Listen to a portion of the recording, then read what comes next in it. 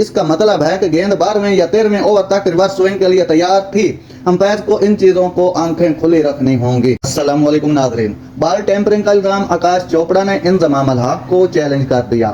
سابق بھارتی کرکٹر و کمنٹیٹر آکاش چوپڑا نے قومی ٹیم کے سابق کپتان انضمام الحق کو بال ٹیمپرنگ اور ریورس سوئنگ سے متعلق دیے گئے بیان پر چیلنج کر دیا۔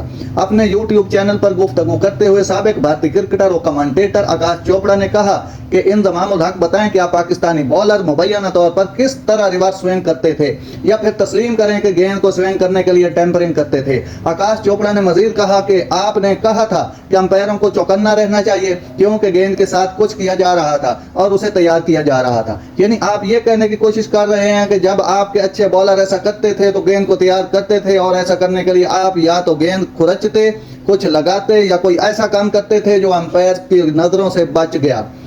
قبل ازیں T20 ورلڈ کپ کے دوران بھارت اور آسٹریلیا کے میچ میں سابق کپتان انضمام الحق نے اپنے بیان میں کہا تھا کہ میچ کے 15ویں اوور میں ارشدیپ سنگھ نے گیند کو ریورس سوئنگ کر رہے تھے۔ نئی گیند اتنی جلدی ریورس نہیں ہوتی، اس کا مطلب ہے کہ گیند 12ویں یا 13ویں اوور تک ریورس سوئنگ کے لیے تیار تھی۔